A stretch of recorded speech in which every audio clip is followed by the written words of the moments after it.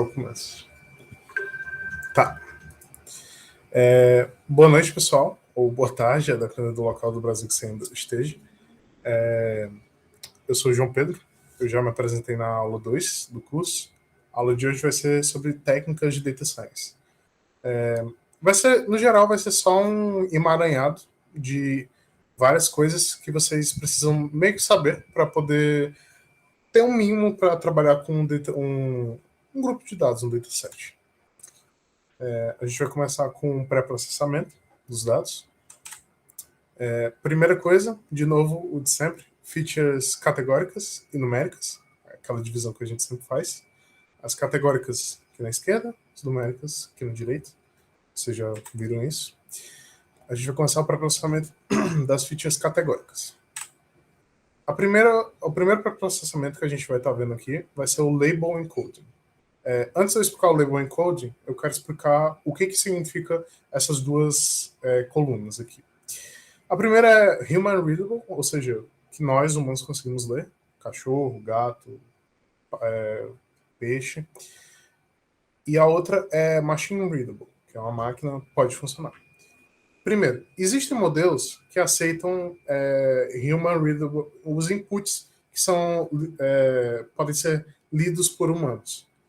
Esses modelos são modelos mais antigos. Atualmente, a maioria dos modelos no sklearn, né, vai funcionar mais com features numéricas. Ou seja, de alguma forma, você vai ter que transformar suas features categóricas em features numéricas. Esse exemplo aqui é o Label Encoding, que basicamente ele diz que um valor vira um número. Eu já vi um errozinho aqui no slide que o cat ele é 1, aqui embaixo também devia ser 1, então o cat é 1. Aí o dog seria o 2, o turtle seria o 3 e o fish seria o 4.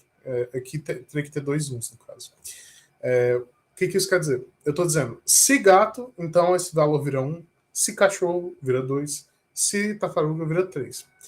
Essa é uma forma mais primitiva e simples de você fazer um encoding, só tem um problema, que existe uma hierarquia que talvez esteja sendo criada quando você faz isso. Na prática, a gente sabe que não existe uma hierarquia entre gato, cachorro, nossa, me fugiu o nome, tartaruga e peixe. Só que os nossos números aqui, eles têm uma hierarquia. 1, 2, 3, 4. E aí, isso pode atrapalhar um pouquinho a gente. Mas eu estou dando esse exemplo que é o mais simples de todos. Só lembrando, esse 5 aqui era para ser um 1, tá? Foi erro meu, perdão. Aí agora a gente vai para o One Hot Encoding, que aí as coisas ficam um pouquinho mais sofisticadas. Que ao invés de você ter um número para cada característica, para cada tipo que você vai ter na sua variável, na sua coluna, você vai ter uma coluna que diz se ele é ou não é aquele tipo. Nesse exemplo, que é o mesmo do anterior, a gente tem gato, aí nessa coluna aqui, a coluna é gato, aí se for gato, 1, se não for 0, 0, 0, 1. A mesma coisa com a do cachorro, não é cachorro, gato não é cachorro, é 0. Cachorro é cachorro, então 1. Tartaruga não é cachorro, então 0 e por aí vai. Esse modo é bom, porque ele ajuda a gente a não criar uma hierarquia, né, o que é importante nos dados, ou seja, você não tem uma sequência lógica, mas também permite que a gente separe bem as coisas.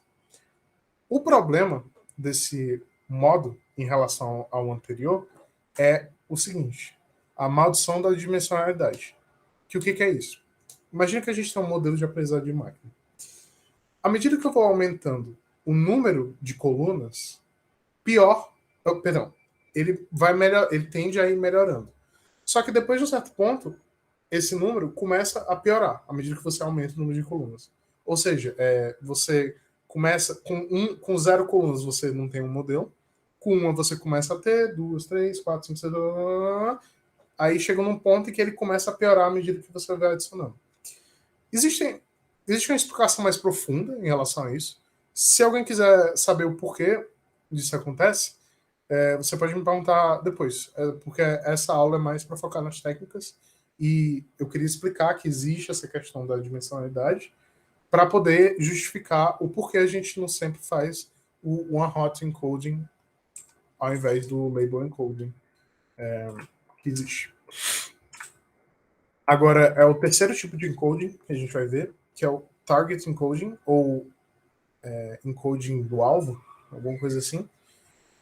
Basicamente, nesse exemplo aqui, a gente vai ter carros, e aí a gente vai estar trabalhando com marcas de carros, na verdade. Nesse exemplo em específico, imagina que a gente tinha um dataset de carros que tinha os carros, né, a marca deles, e o preço de cada carro. Tipo, Fiat Uno, Toyota, não sei o que lá, BMW, enfim, N exemplos.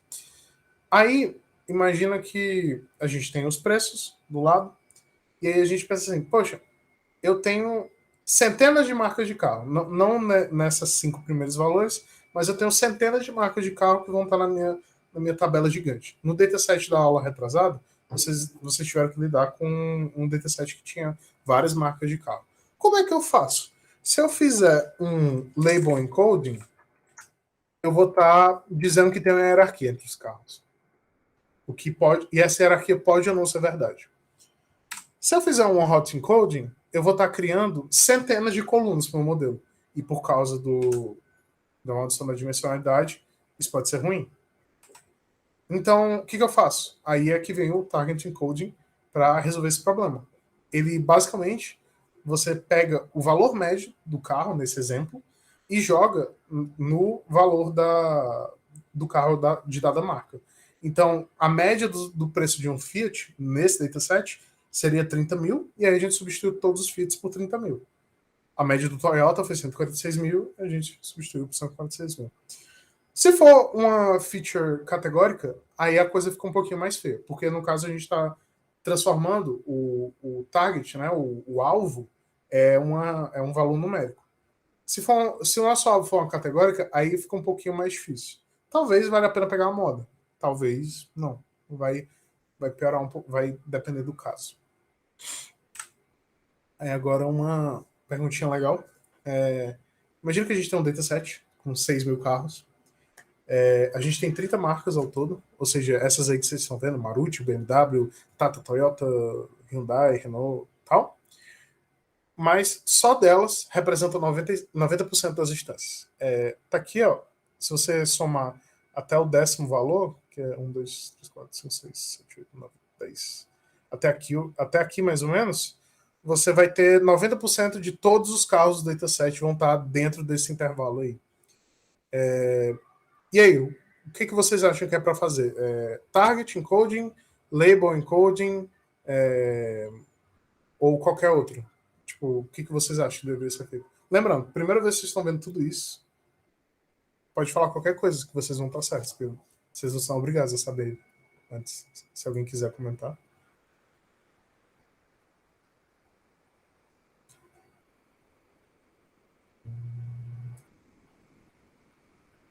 Vou dar um minutinho aí, caso alguém queira. O Gabriel Natal perguntou se seria o target. O target é uma boa. Inclusive, esse dataset aqui, eu tive que mexer numa disciplina que eu fiz. E foi isso que eu fiz na disciplina. Eu usei o target encoding mesmo. Tá certo. É uma boa. O one-hot não seria bom, porque a gente tem 30, a gente estaria adicionando 30 colunas no dataset. Talvez, a depender do dataset, poderia ser. E o label já não faz muito sentido nesse exemplo. Só que aí, na disciplina que eu fiz, com esse dataset, teve um cara que fez um modelo que foi um pouquinho melhor que o meu. Só porque eu sou orgulhoso, eu falo que foi um pouquinho, mas foi tipo 3% melhor que o meu. No mesmo dataset, no mesmo teste. Né? O que ele fez foi o seguinte: ele diminuiu o número das features. Então, além dos encodings, uma técnica que pode ajudar a gente é diminuir o número de features que tem no nosso dataset. Não de features, perdão, de classes. Então, a gente tem 30 marcas, só que 10 delas são 90%. O que esse cara fez, na minha disciplina, né, de aprendizagem de máquina, ele basicamente manteve as 10 e disse que todas as outras, que são abaixo de 1%, ó, que se você for ver, isso aqui está quase 1%, não é nem 1% ainda dos dados, ele chamou de outras, e o modelo melhorou. Porque quando você tem muitos poucos exemplos, às vezes o modelo não consegue nem tirar uma informação útil. Então você dizer que é outros ajuda o teu modelo a não ter um bias, ou então ter uma flexibilidade melhor no treino dele para melhorar no teste, que vai melhorar no teste final. Enfim, diminuir o número de features também é uma boa técnica não de encoding, mas para você poder lidar melhor com o encoding. Porque às vezes, a depender do que você faça, você diminui tanto o número de features que aí começa a valer a pena você usar uma hot ou alguma coisa assim. Agora vamos falar de features numéricas. Você tem dois tipos de transformações nas features numéricas. E sim, o nome é confuso, porque por um lado a gente tem escalonamento, que em inglês é normalization, e por outro a gente tem a normalização, que em inglês é standardization. É confuso mesmo. Tipo, em algum momento alguém traduz isso aí errado, com certeza, em algum dos lados. O escalonamento, ele é uma forma bem, abre aspas, simples. O que ele vai estar fazendo ele pega o valor atual, subtrai do valor mínimo, e aí divide pelo máximo menos o mínimo. Na prática, o que está acontecendo aí você está colocando todos os valores entre 0 e 1. É isso que está acontecendo. Já na normalização, a gente vai ter uma coisinha mais sofisticada. A gente vai ter o valor atual, né, que a gente vai estar calculando a transformação dele, menos a média, dividido pelo desvio padrão. Se vocês lembrarem da aula 2, que eu falei sobre a normal, a distribuição normal, isso vem daí também. Vem daquela questão da distribuição normal, que os dados tendem a ser normais, mas nem sempre é normal, porque tem dados que não são normais. E vai. Aqui um exemplo. Opa, alguém falou? Não, eu ia falar só um disclaimer, que vocês vão ouvir muitas vezes falando normalização quando é escalonamento, porque em aula normal, tipo, o pessoal chama também o escalonamento de normalização também, então tipo, meio que usa para os dois. Meio que bem comum.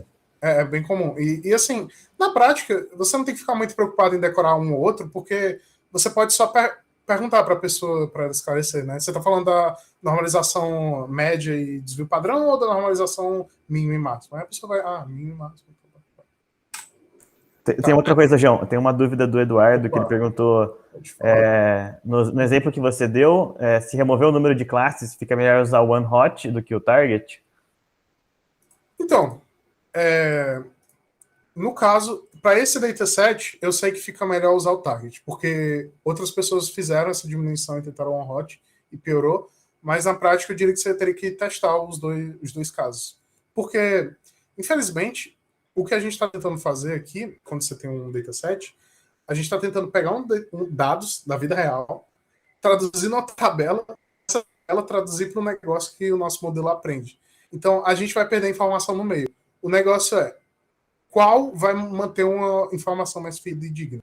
Se você tiver, por exemplo, uma amostragem boa dos seus dados, e você tem certeza que o preço médio do carro é aquele mesmo, quando você for substituir. Só um momento. Quando você for substituir aqui, quando você for substituir aqui, aí talvez essa seja uma representação melhor. Ou uma hot encoding. Na prática, você tem que testar. Não tem como afirmar para todos os casos a melhor, sabe? Tipo, testar. E assim, como é que eu sei o que eu tenho que testar? Porque são tantas escolhas e tal. Na prática, você vai ter que ir mais do seu feeling, assim, tipo, o que é mais razoável. É razoável testar um label encoding? Acho que não, porque ele é muito primitivo. Mas o OneHot, o Target, faz sentido eu testar. Não sei se respondeu. Respondeu. Também. Beleza. Só continuando aqui. Então, esses são os dois cálculos, o escalonamento e a normalização. Lembrando, como o Hiro falou, eles, muitas vezes, por causa dessa confusão, eles são referidos com o mesmo nome de normalização. Se você, na prática, você só diz assim, eu estou usando o mínimo e máximo, ou então eu estou usando a média e o desvio padrão, que a pessoa vai saber o que você está falando. Esse exemplo aqui, ele tá do normalization, então ele é esse aqui, nem eu lembro mais, tipo, então troca Mas na prática podia ser qualquer um dos dois. O que aconteceu aqui? A gente tem um dataset com duas classes, ou duas colunas, seja como você preferir. A classe 0 e a classe 1, perdão, duas colunas não. As duas colunas são X, X1 e X2, e as classes são essas, são como se fossem os targets de classificação. E aí o que acontece? Você vai ter uma distância muito pequena em relação ao eixo X1 e uma distância muito grande em relação ao eixo X2. Que não faz nem... Que assim, se você... Qualquer mudança percentual que você faça no eixo X2 vai impactar muito mais do que se você fizer uma mudança percentual no eixo X1. Porque ele não passa nem de 5, eu acho. Ele não passa nem de 2 aqui nesse eixo. E esse é um exemplo bem conservador até, porque a gente tem um valor que vai de dezenas em dezenas e um valor que vai de casas decimais até casas decimais. Só que imagina duas features, tipo um número de pessoas, sei lá, o número de residências que uma pessoa tem e o lucro anual dessa pessoa. Residências provavelmente não vai passar de dezenas, na maioria dos casos. E o lucro anual, geralmente de pessoas comuns, vai passar de dezenas de milhares. Tipo, 10, 20, 30 mil, 40, por aí vai. Então, a normalização, né? Com a normalização, eu quero dizer esses dois cálculos. Tanto faz um quanto o outro. Não tanto faz, mas eu digo, qualquer um dos dois pode servir para esse propósito. De trazer os dados para um mesmo patamar, para uma mesma realidade. Que aí agora, o nosso KNN, né, o nosso modelo anterior, vai ter uma facilidade muito maior em classificar os modelos. Porque se você olhar para cá, está muito mais distinguível, até pelo olho. Eu sei que se eu traçar uma reta mais ou menos aqui, vai ter uma distinção bem grande entre a classe 0 e a classe 1, enquanto isso aqui é meio difícil, porque por um modelo que não é o KNN, que leva em conta os dois eixos. Né? Aqui é um exemplo de dados originais, como eles estavam normalmente. Então, ó, se você olhar aqui para a escala, vai de 0 a 250 os valores desse aqui, né? Só lembrando para quem perdeu ou quem não lembra mais, isso aqui é um box plot, essa aqui é a mediana, esse aqui é o quartil 3, esse aqui é o quartil 1, e aqui é 1.5 vezes a média, e 1.5 vezes a média, ou perdão, vezes o Q3 e vezes o Q1. Basicamente, a maioria dos valores vai estar nessa caixinha aqui.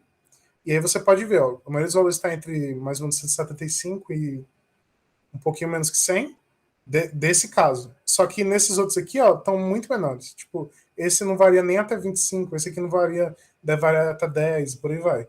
Aí quando a gente faz a normalização, a gente pode ver que, ó, tá muito mais próximo os valores e o intervalo tá bem aqui, ó.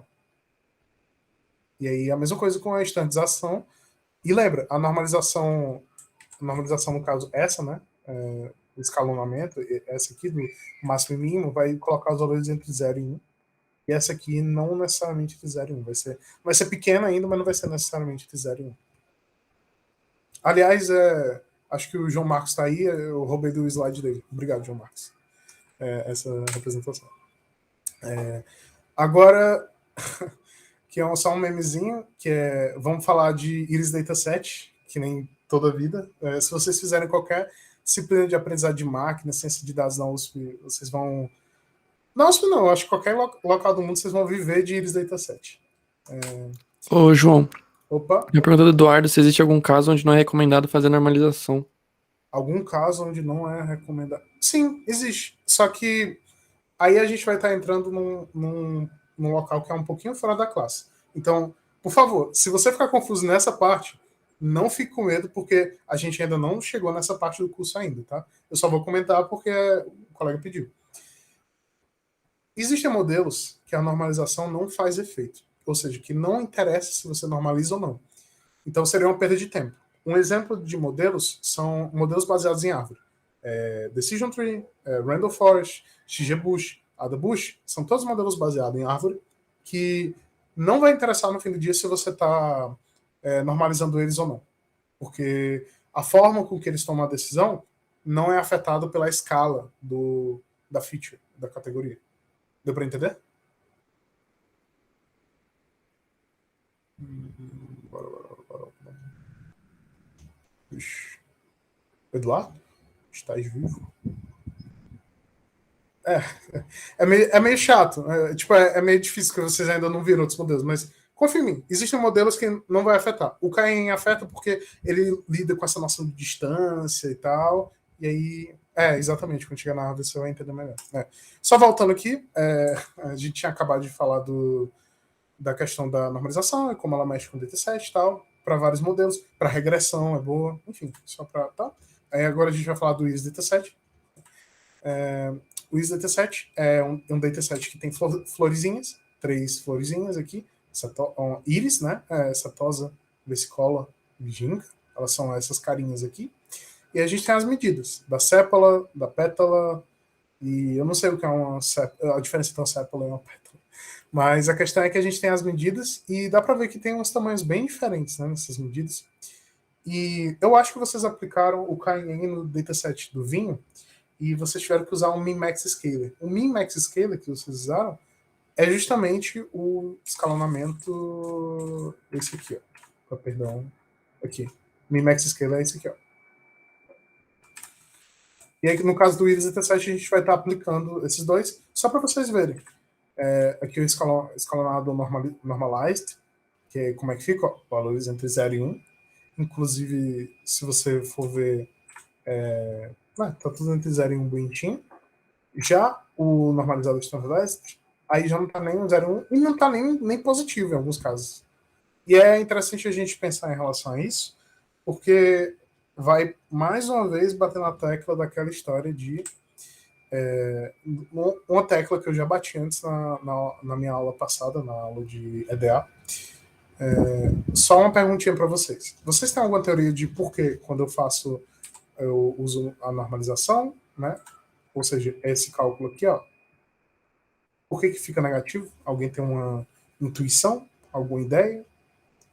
De novo, primeira vez que vocês estão vendo isso, ninguém tá errado em se errar. Pode ser menor que a média, né? O valor. Exatamente. Pode ser menor que a média. Só que aí eu te pergunto, mas a média é para representar um valor bem próximo da maioria dos dados, né?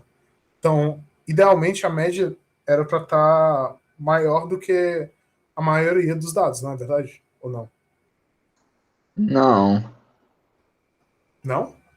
Tipo, supondo Pode ter um valor que é, tipo, super grandão, assim. Exatamente. Você pegou o ponto.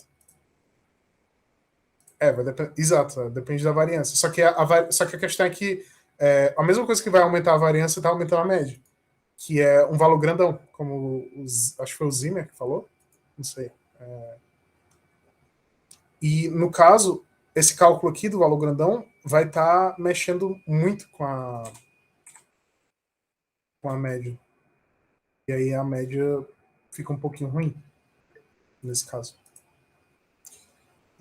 Poderia fazer essa normalização com a mediana no lugar da média? Pode. Nada te impede. Pode ser. É uma boa solução também. Pode ser uma boa solução. Só que normalmente se usa a média mesmo.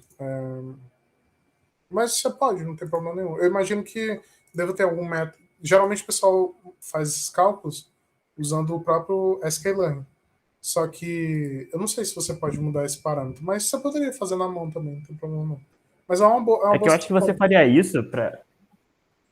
Fala. É que eu acho que você faria isso para você não sofrer com outliers, né? Mas daí, tipo, você pode tratar isso de alguma outra maneira, melhor, e mantendo esse padrão de usar a média para normalização. Só que é difícil mexer com outlier, né? Tá, calma aí. Considerando os outliers pode afetar tanto o escalonamento quanto a normalização. Isso, correto. Pode. Ele pode afetar os dois mesmo. Tipo, imagina que eu tenho, sei lá, menos 1 milhão como meu menor valor para as pétalas aqui. Tipo, não tem nem como ter uma pétala com valor negativo, né? Porque a gente não tem comprimento negativo. Pois é a vida.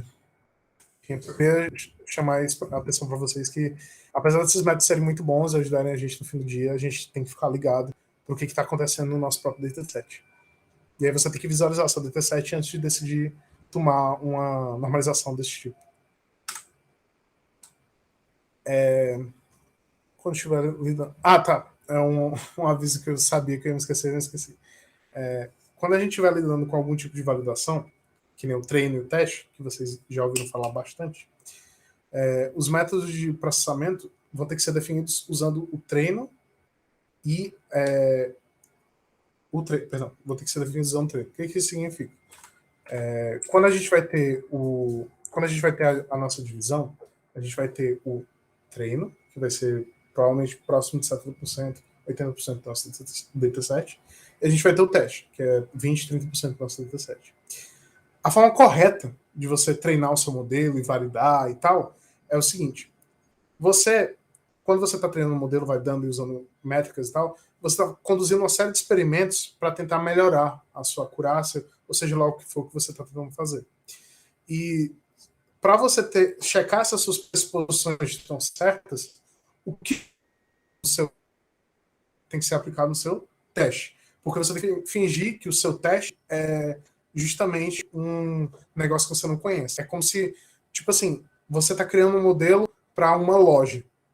O seu teste é para ser os dados que vão entrar depois que o teu modelo estiver pronto.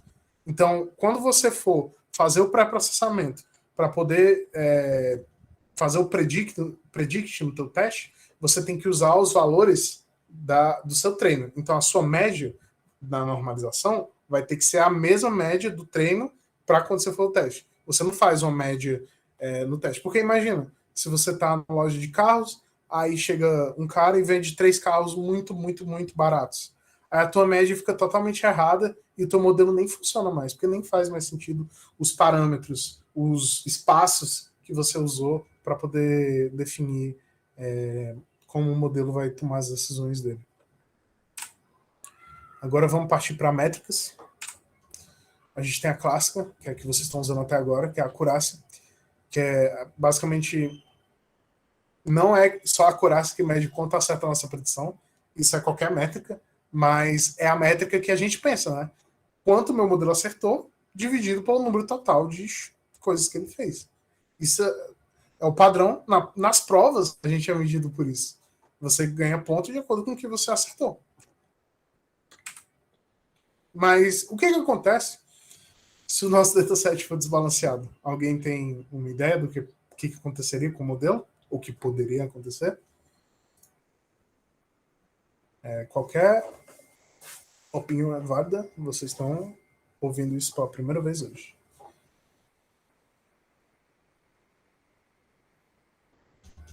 Vou beber uma aguinha aqui. Esse exemplo aqui, isso é 90%, isso é 10%. Se por alguma razão o meu modelo começa a chutar 90%, sempre fraude, ele vai ter uma acurácia de 90%. Olha só. Então, pronto, aqui, ó, chefe. Meu modelo aqui, ó, 100%. Aí o chefe abre o teu código, tipo, if, sei lá, return fraude. Sempre. Perdão, return não fraude, sempre. Mas aí não serve de nada, porque a gente quer saber a fraude. E só o comentário aqui não seria representativo. O problema é o seguinte: às vezes às vezes é representativo. Às vezes a fraude está até hiper representada nesse dataset. Pensa em cartão de crédito. Na maioria dos casos, na maioria das ações que são feitas em cartão de crédito, elas são ações legais. Elas são ações que o dono disse assim: eu quero pagar um boleto de não sei quanto mês que vem. Mas as fraudes, elas não são comuns, elas são bem pouquinhas, deve ser menos que 1%. E isso pode ser representativo do dataset real, mas no treino, seu modelo não vai funcionar bem. E aí que chega uma questão, que é, agora, a gente não está mais pensando só em o quão certo estão as predições. Porque se eu tiver um modelo que está 90% certo, ele é um modelo inútil. Porque se ele sempre está chutando sempre fraude, então por que eu quero esse modelo? Aí é que a gente começa a pensar. Aí aqui são 2 exemplos de desbalanceados. A fraude de cartão de crédito, que são poucas, mas são reais, e dessas áreas. Imagina, uma doença que afeta 1% da população, é só dizer que todo mundo não tem a doença, porque você tem 99% de acerto. Aí é que a gente chega na parte de a gente precisa de outras formas de avaliar nossos modelos. Não adianta só a gente dizer o que ele acertou. Tem que ver com base o que a gente quer que ele acerte. E aí para expandir essa noção, aí a gente cria novos tipos de acertos, novos tipos de erro. O que é esse TP? Ele quer dizer o quê? True, então, essa afirmação está verdadeira. P quer dizer o quê? Positive, que é normalmente essa questão de métricas e tal é pensado de forma binária. Então você tem duas classes, aí que é a chamada classe positiva e a classe negativa. Seria tipo, tem câncer, não tem câncer, fumante, não fumante, sei lá, por aí vai. Rico, não rico, sei lá, qualquer coisa binária assim. Então o T é true, ou seja, verdadeiro, para essa afirmação. Positive, ou seja, teu modelo fez uma predição dizendo assim, ele tem câncer, ou então ele é fumante, ou alguma coisa assim. Aí, e essa pessoa era fumante. Aí fica true, ou seja, correta afirmação para esta classe fumante, ou tem câncer. O FP é o contrário, ou seja, afirmação errada. Então, ele não tem câncer, mas você disse que tem câncer. O FN é errado, é o errado para a classe negativa. Então, ele disse que ele tinha câncer, mas ele não tinha câncer. E o TN ele disse que não tinha câncer, mas ele tinha câncer. E o TN não tem câncer, ou seja, true, é verdadeiro que ele não tem câncer. O FN é falso que ele não tem câncer. Isso. Aqui um exemplo da acurácia nesses termos. Então a gente tem aqui o certinho. Então, está correto afirmar que ele tem câncer. Está correto afirmar que, e aí aqui o todo, né? Porque são todas as predições. É que a gente tem a nossa primeira métrica, que é a precisão, ou precision, no inglês. A precision, ela é uma métrica que dado que você fez uma afirmação sobre uma classe, quão certa é a sua afirmação em relação a essa classe? O que isso quer dizer? Vamos supor que eu tenha num dataset laranjas e maçãs. A precisão para maçãs vai ser o número de vezes que eu disse que são maçãs e eu acertei, dividido por o número de vezes que eu fiz uma predição dizendo que são maçãs. Aí, no caso, aqui o exemplo. Né? Então, o precision é para cada classe. Eu acho que uma analogia que me ajudou a pensar melhor nisso, só para fixar, imagina um arqueiro. Um arqueiro está tentando acertar o alvo. Você mede a precisão do arqueiro em um dado alvo. Né? Você não mede a precisão do arqueiro em todos os tiros que ele fez na vida dele.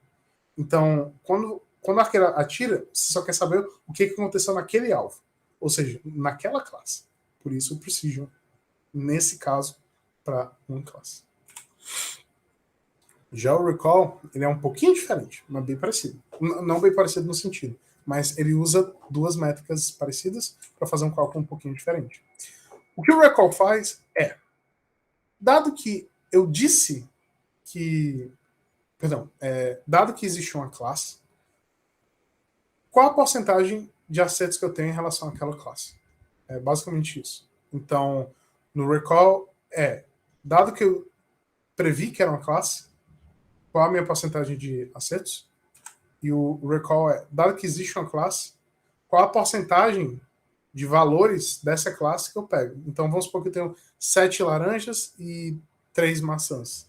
E eu previ 4 laranjas. Eu peguei 4 das 7 laranjas. Então, vai ser 4 sobre 7 laranjas. O recall, no caso. Agora, perguntinhas legais. Vocês... Pronto. Situação 1. Bora lá. Uma pergunta para vocês. A gente está na situação 1. A gente está no YouTube, trabalhando para o Google, ganhando dinheirão. Feliz da vida. E aí o nosso chefe diz, pô, cara, eu quero que você faça um algoritmo de sugestão de vídeos para crianças. Ou seja, só pode ter vídeo family friendly nesse negócio. Não pode ter nada de errado porque é criança, então não vai processar a gente se tiver alguma vírgula errada aí dentro. Qual a métrica dessas duas? Recall e Precision, vocês acham que seria melhor a gente usar? Tem uma ideia? Ou quer chutar? Precision. Isso, porque não pode errar. É isso mesmo. Pô, parece até que foi um chute em função do nome, né? Mas tá certo. O callback, o recall, né? O callback, perdão, callback não, o recall, ele tem essa questão que a gente não tá ligando para os erros que ele fez para a classe. A gente só tá ligando se ele preveu uma porcentagem da classe, ou seja, de todos, no caso do recall, de todos os vídeos do YouTube, suponha que 30% são para crianças. Se desses 30%, dado que eu estou olhando só para esses 30%, quantos por cento eu peguei de 0 a 100 desses 30%? Já o Precision, então, o Precision, às vezes, ele exclui predições. Então, tipo assim, desses 30% de vídeos que eu sei que são para crianças no YouTube, ele cortaria um pedaço a favor de sempre acertar. Sempre acertar. Porque, imagina, se recomenda um vídeo para maior de 18 anos para criança, não vai dar bom. Na situação 2, a gente tem o diagnóstico de câncer em um paciente. Qual das duas é melhor? Alguém tem uma ideia? Quer chutar?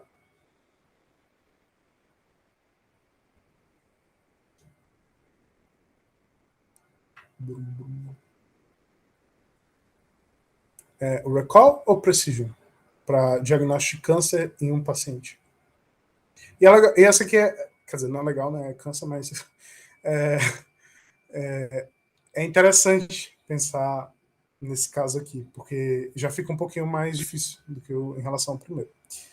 Tá, a resposta foi o Zima chutou Precision e o Eduardo disse Recall. Então, eu gosto desse exemplo porque ele começa a ficar um pouquinho mais filosófico. Por que filosófico? Porque câncer é um problema sério. Não precisa ser câncer, pode ser uma doença qualquer, que a pessoa vai morrer se ela não for tratada a tempo. E você prefere que te digam errado? Então, tipo assim, a pergunta não é nem precision, nem recall. A pergunta na verdade, você prefere que te afirmem com toda a certeza que você tem câncer? Ou você prefere que, mesmo que é errado, mesmo que tenha chance de errar, tipo, você quer que tenha um 90% de chance de estar certo? Essa é a pergunta que a gente está se fazendo, na verdade, aqui. Ou seja, você quer sempre ter certeza que o diagnóstico está certo? E ter a chance de... Quer dizer, que o diagnóstico positivo está certo? Ou seja, só o diagnóstico positivo está 100% certo? Ou que, no geral, qualquer diagnóstico que você der, existe uma chance de estar errado? No caso, o que normalmente se faz para esse problema específico, a gente foca no recall. Por que no recall? Porque é melhor você dizer para um cara que ele tem câncer e ele fazer outros exames e checar se ele realmente tem, do que a gente deixar uma pessoa que tem câncer passar por debaixo do radar. Tá. Uma dúvida, então, João. O recall, ele tende a acertar com mais erros, e o precision tende a acertar menos, mas a chance dele errar é menor. É tipo assim, ó. Você tem que pensar que isso não é geral, é para uma classe só, tanto precision quanto recall. Beleza? Perdão, só falar a dúvida para ninguém ficar perdido. O colega perguntou se o recall tende a acertar mais com mais erros, e o precision, se o precision tende a errar, é menor. A chance dele acertar ou errar. Tá um pouquinho complicado, mas a ideia é só que precision, eu fiz uma predição para uma classe, ela tem que estar certa. Não é que ela tem que estar certa. O quão certa está essa predição para essa classe, e o recall é o quanto dessa classe eu consegui guardar. Ô, João, posso dar um exemplo só com um dataset que eles já mexeram, que eu acho que vai ficar mais tranquilo? Pensa no dataset de spam de e-mail. Bora correr. Pensa que... Oi? Pensa que 90% dos e-mails que você recebe não são spam e 10% são, né? Se você fizer aquilo que o João falou, de, eu vou como tem 90% que são normal, que não são spam, eu vou falar, todos os e-mails que chegaram são normais. Então, eu vou ter uma acurácia de 90%. Só que isso não é o que a gente quer, porque senão não tem inteligência nenhuma aí. Então, você então você faz o modelo, então você não quer mais usar acurácia, né? Você quer usar, por exemplo, precision. No caso de você usar precision, que ele está falando de fazer por classe, você vai calcular o quanto você está acertando em uma classe. Na classe dos como chama? Dos normais. É 100%. Você está falando que sempre você está acertando todos os true positives. Enquanto que na outra classe você está errando tudo. Então você vai ter 0%. E você faz a média entre os dois, vai dar 50%. Então aí você tem indicativo que você está fazendo algo de errado, enquanto que na acurácia você não tem. Então se você usasse a acurácia lá no spam, não seria uma métrica muito boa. Se você usasse precision, aí você tem uma métrica um pouco melhor. Valeu.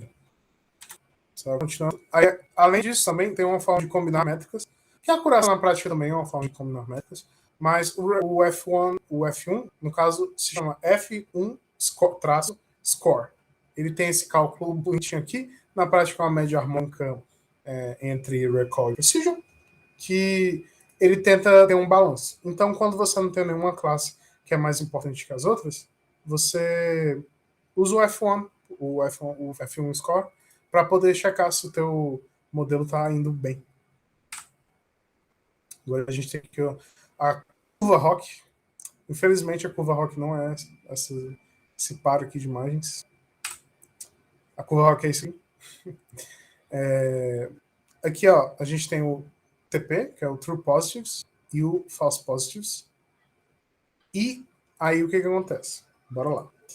Cada curvazinha dessa, perdão se você for daltônico, eu não chequei se isso aqui é diferente para cada daltônico, mas tem uma cor diferente, caso alguém seja daltônico,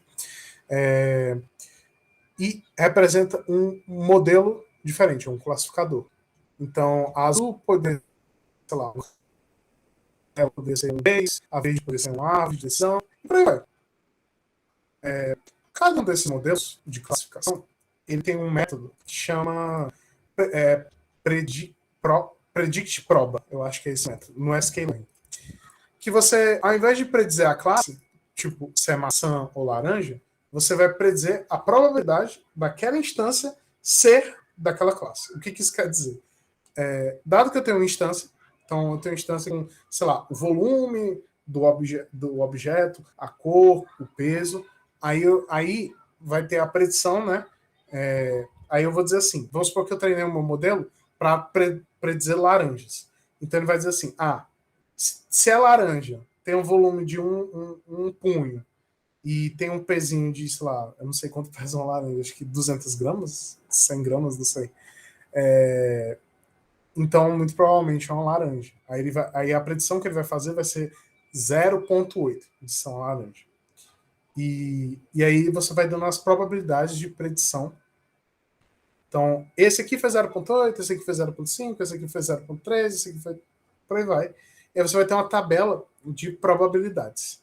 Uma vez que você tem essa tabela de probabilidades, aí você se faz uma pergunta, de novo, filosófica, que é, a partir de que ponto, a partir de que probabilidade eu afirmo que isso é uma laranja? A chance de 80% de ser uma laranja, então talvez eu deva apostar que o modelo está certo.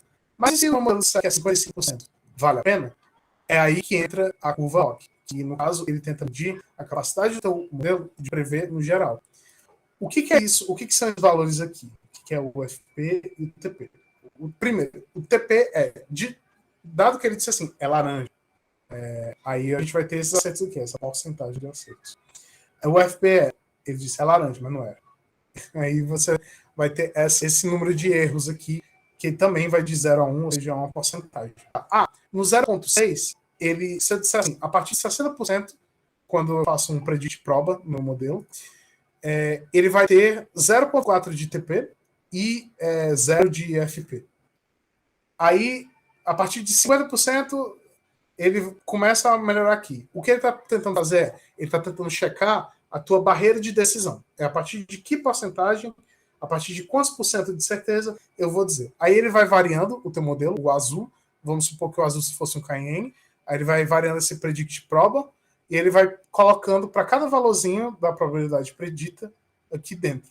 E aí ele vai montando esse gráfico com o TP, que é o true positive, e o FP, que é o false positive. E aí ele monta esse gráfico. Como é que a gente interpreta esse gráfico? Com mais à esquerda, melhor o classificador perfeito, que é tipo, ele está 1 no TP e 0 no FP. Porque todas as predições que ele fez em relação a essa classe estão corretas.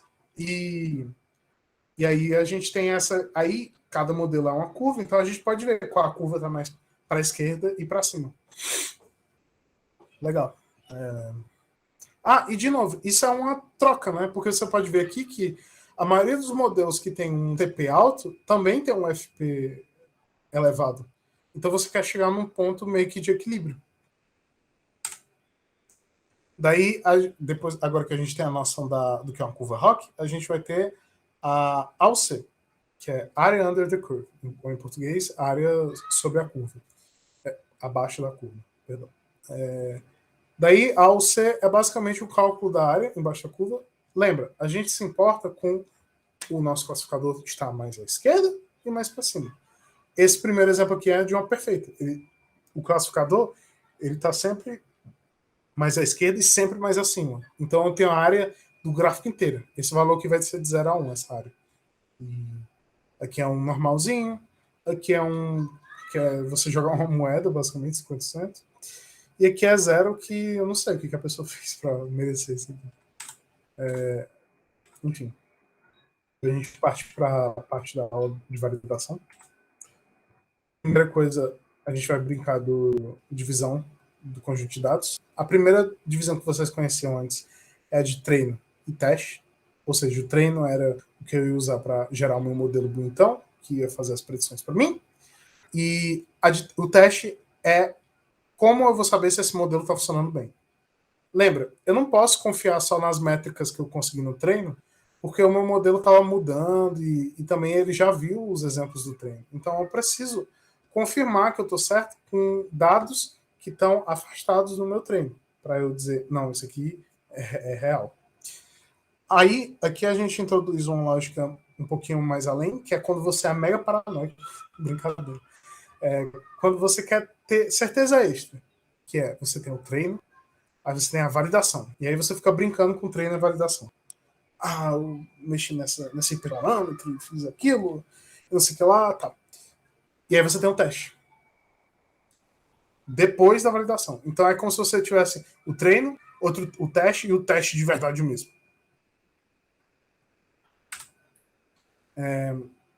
Aqui tem uma noção importante, que é estratificação dos dados. O que é estratificar os dados? Imagina que você vai fazer uma pesquisa eleitoral. A gente está quase no ano de eleição, ano que vem todo mundo conhece a pesquisa eleitoral. O jeito que eles fazem essa pesquisa eleitoral é estratificado. Imagina se, sei lá, eles decidissem ligar para todas as pessoas que moram na Paulista, todas as pessoas que moram na Paulista, e dissessem assim, essas pessoas representam o Brasil inteiro. Provavelmente ia dar, sei lá, Meirelles, João Amoedo, algum político de liberal e de direita, assim, que a população inteira ia atender. Ou então, se você tendesse mais para cá, para o Ceará, por exemplo, você ia ter Lula, Ciro Gomes, como possíveis pessoas que ganhavam. E o que isso quer dizer? Quer dizer que o método que eu tenho para ter os meus dados, para checar os meus dados, vai definir também se eu estou perto da realidade ou não. Então, você pode fazer coisas que ajudam nisso. Então, por exemplo, você pode pegar e, nessas pesquisas do Brasil inteiro, eles dividem pela porcentagem de população de cada região, eles dividem essas porcentagens em porcentagens de pessoas ricas, classe média, pobres. Elas também dividem porcentagens entre homens e mulheres. Esse processo de você criar características e dizer assim, eu vou pegar 30% da população rica, 30%, sei lá, você ficar mexendo nessas questões e garantindo que seus dados vão estar observados dessa forma, se chama estratificação. E por que eu estou falando disso? Porque a gente não vai criar dataset nesse curso, mas a gente vai criar treino e teste. E às vezes é bom que você tenha essa noção de estratificação, porque se você não tem algo real, como é que você pode checar se o teu modelo está correto? Então, muitas das vezes é importante você estratificar seus dados para ter uma distribuição boa. Lembrando, tem casos que isso não é tão interessante, que nem o Hiro falou. No caso do e-mail, talvez estratificar os e-mails para ser como na realidade, às vezes o teu dataset nem vai ter valores o suficiente para poder funcionar direito. Valores o suficiente para poder ter um exemplo bom. Tá. Passando. Agora, o que acontece nos dois casos abaixo? Uma perguntinha para vocês. Se a validação for muito grande, o que vocês acham que acontece? Alguém tem uma ideia? De novo, não tem erro. Você pode falar. Ixi, está travando, galera? Travou a apresentação?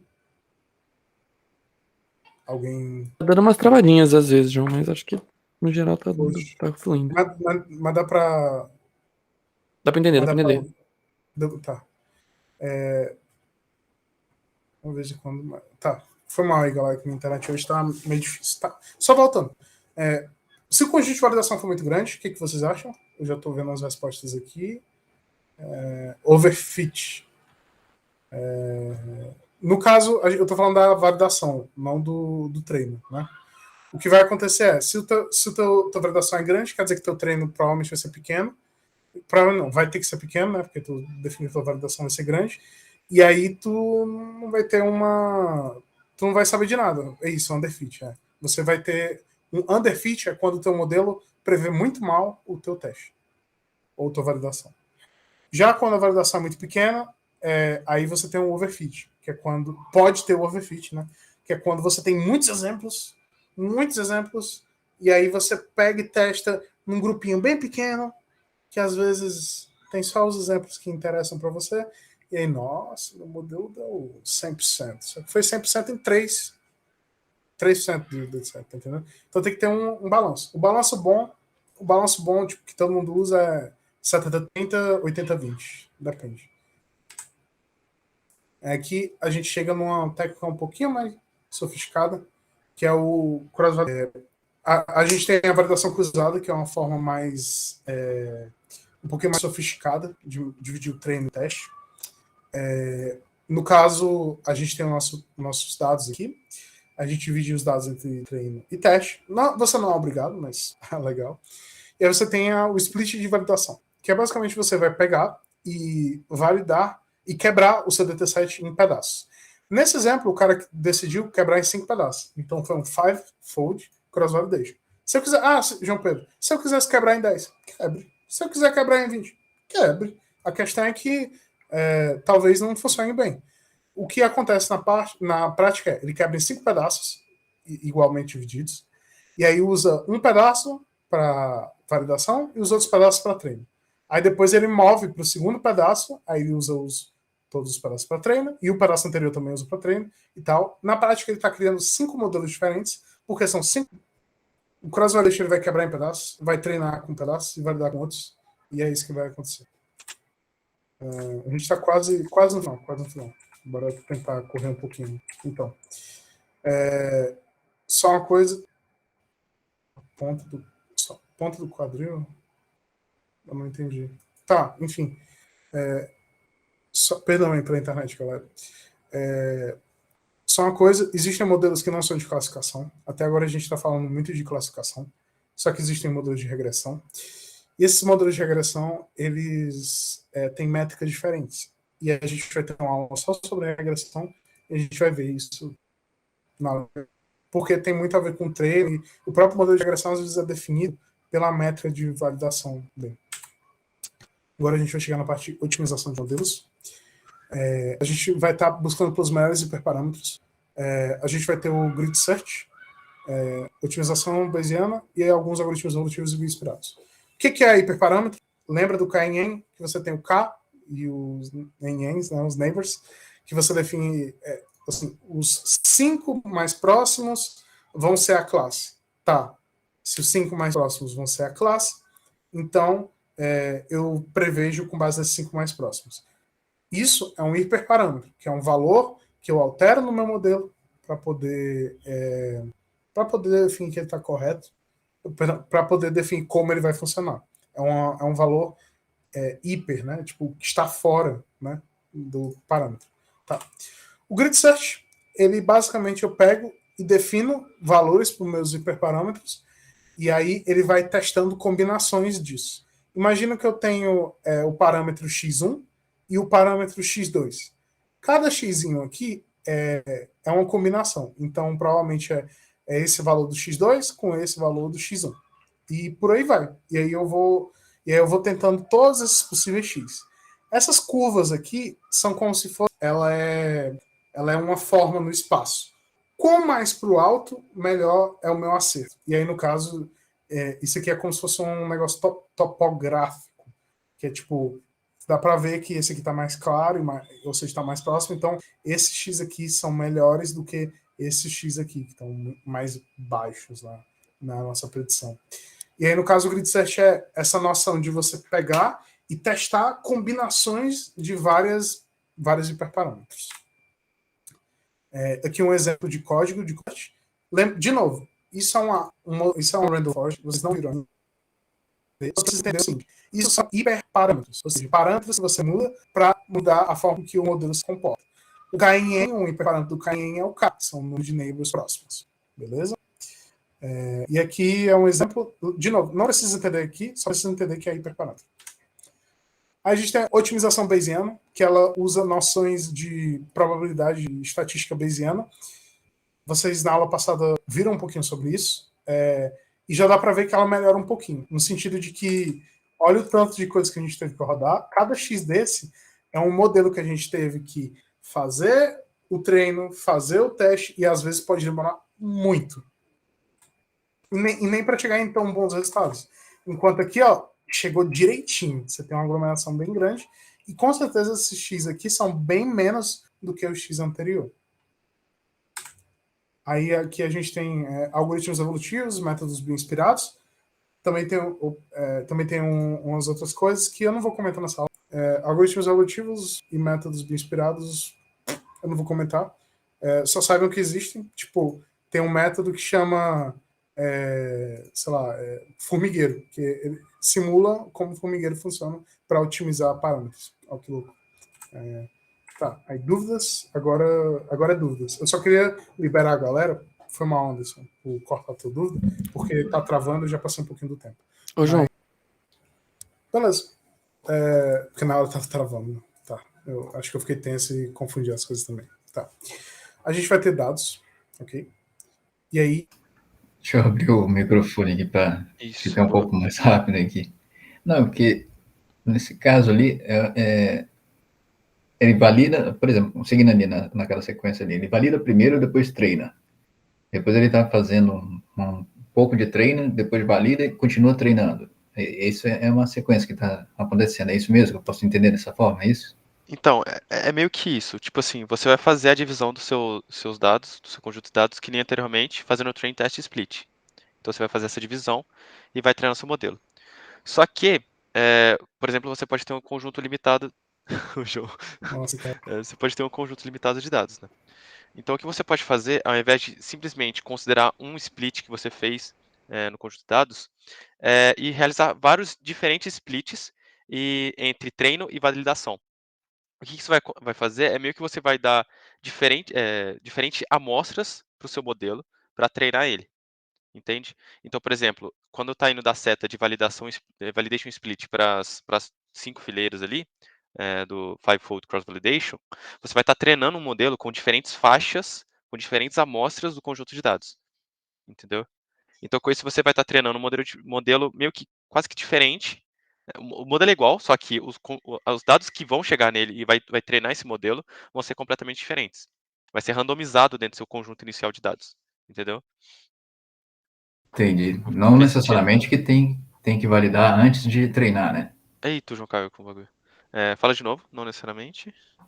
Você precisa validar antes de treinar. É somente como você falou, você está selecionando partes diferentes da sua amostragem.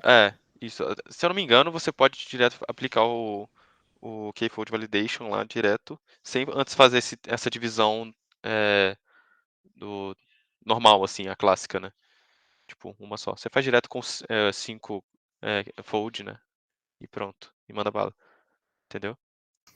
Aí, no caso, como ele estava falando antes, você tem, depois, vai tirar tipo uma média do que você fez nesses testes, não é isso? Caraca, cara. Isso. Foi mal aí, galera. Não, relaxa, João. Acontece, velho.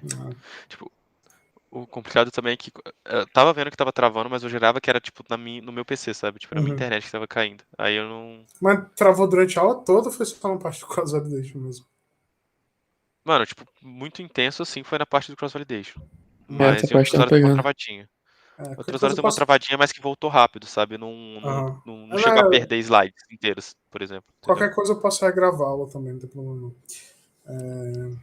Eu acho que dá pra, sei lá, forçar uma aula de monitoria, assim, se o não. pessoal Pode não ser. entender alguma coisa, dá pra eu chegar também junto e a gente fazer isso daí. É. Enfim, galera, acho que. Tipo, alguém ainda tem outra dúvida antes que eu caia?